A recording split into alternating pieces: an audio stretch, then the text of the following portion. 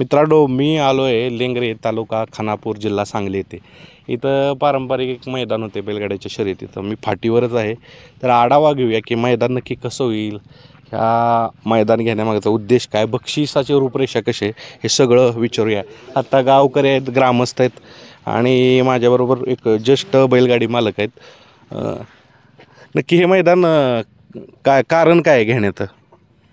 यात्रेचं मैदान पहिल्यापासून आम्ही जवळजवळ 93 सालापासून घेत आलो आहे. त्यामुळे हे आम्ही घेतोय, ही बैलगाडी शर्यती आम्ही घेतोय 93 पासून जे चालू झालेलं.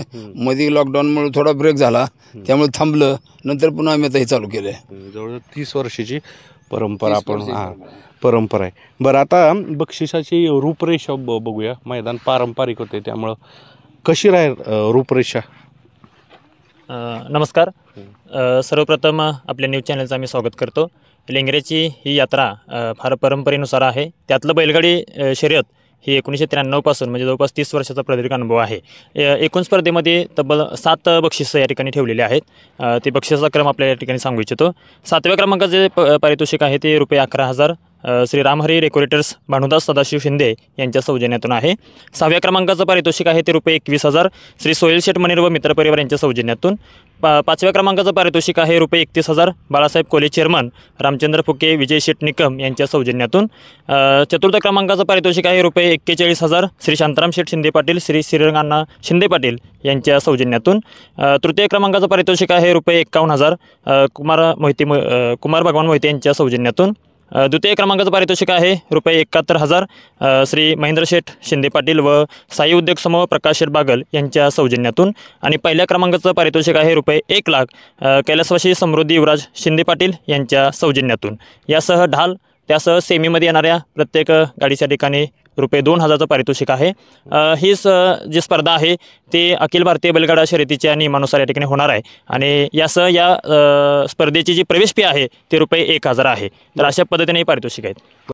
तुम्ही आत्ता ही सगळी बक्षीस सांगितली, तर अजून काय आकर्षक बक्षिसं आहेत का ह्याच्या व्यतिरिक्त? आकर्षक बक्षिसामध्ये फायनलला ज्या गाड्या पात्र ठरणार आहेत त्या गाड्यांसाठी रामचंद्र पवार यांच्या माध्यमातून या ठिकाणी पेंडीचं पोतं दिलं जाणार आहे. अतिशय भरघोस बक्षिसं आहेत. बैलगाडा मालकाने याची नोंद घ्यायची आहे, कारण लेंगऱ्याचं हे मैदान एक ऐतिहासिक मैदान आहे. त्याची फार मोठी परंपरा आहे आणि ती परंपरा टिकवण्यासाठी आम्ही लेंगरेकर मंडळी यात्रा कमिटी विशेष करून आणि ही सर्व नियोजन समिती या ठिकाणी चांगल्या रीतीनं काम करते. त्यामुळे सर्व बैलगाडा मालकांनी या ठिकाणी या स्पर्धेमध्ये सहभाग नोंदवावा. बरं, आता पारितोषिक झालं, काय काय टेक्निकल गोष्टी विचारूया. बैलगाडी जे मालक आहेत, चालक आहेत, ह्यांच्या दृष्टीनं फाटीची लांबी किती आहे? फाटीची लांबी 900 फूट आहे. म्हणजे अजून त्याला आपण आडवा फाटाही दिला नाही, पण 800 फूट अशी ठेवायची आपला हे आहे. कारण मला वाटतं ही उराटीचं रान दिसतं, तुम्ही बघू शकता खालनं उराटे आहेत, त्यामुळं हे उराटीचं रान आहे. त्यामुळेच आपण 900-950 फूट असलं तरी पण त्याला कमी करायचं कारण असं की उराटीचं रान आहे आणि पुढं व्यवस्थित आपले बैल थांबावीत ह्या हिशोबाने आम्ही 800-850 फुटाचं अंतर ठेवणार आहे. इथं काही अडथळाजन्य स्थिती आहे का? बांध असेल, विहीर असेल, आसपास काय काय आहे का अडथळाजन्य स्थिती? अशी काय अडथळा स्थिती नाही इथं, विहीर वगैरे असं काही नाही आहे. फाटी एकदम क्लिअर आहे, गावाच्या शेजारी आहे आपलं, मस्तपैकी. बरं, आणि बाकी सुविधा असणार आहे का? मी आता यात्रा कमिटीचे सदस्य आहेत, एक गावकरी आहेत, अध्यक्ष आहेत, तर मला सांगा इथं बाकी काय काय सुविधा आहेत का? म्हणजे एखादा अपघात झाला तर ॲम्ब्युलन्स असेल, बाकी गोष्टी आहेत का सुविधा? ती सर्व सोय यात्रा कमिटी मार्फत करण्यात आलेली आहे. पाण्याची व्यवस्था आहे, दोन ॲम्ब्युलन्स उभा करण्याची व्यवस्था केलेली आहे, पोलीस बंदोबस्त आहे आणि बॅरिकेड्स वगैरे ती तर बरं. अजून काय गोष्टी मला सांगा, आणि ह्या महत्त्वाच्या गोष्टी आहेत बैलगाड्याच्या जे मालक आणि जे चालक आहेत त्यांच्या दृष्टीने कशा पद्धतीनं होईल की तुम्ही सांगा की जर लॉबी टचचा निकाल कसा ठेवलेला आहे? लॉबी टचचा निकाल आम्ही असा ठेवला आहे, एक बैल आणि एक चाक जर तासातनं पळालं, एक 50 फूट 100 पटावलं, पण नंतर पुन्हा आणखी आपल्या फाटीने पळून जर ती गाडी बसली तर ती आम्ही गाडी बाद करणार नाही, म्हणजे ग्राह्य धरणार आहे. दुसऱ्या फाटीत गेली, आपली फाटी सोडून दुसऱ्या फाटीत गेली तर मग ती बाद करणार. बरं, आणि अजून जर गाडी गटाला समान आली तर कसं असणार? गटाला समान आली तर आम्ही चाल देणार पुढं. दोन्ही गाड्या धरणार. आणि सिमीला जर सामान उतरले तर सीमेला जर सामान उतर तर बैलगाडी संघटनेचे जे नियम आहेत त्या नियमानुसार आम्ही चालणार सगळं. बरं. आता ह्या सगळ्या गोष्टी झाल्या.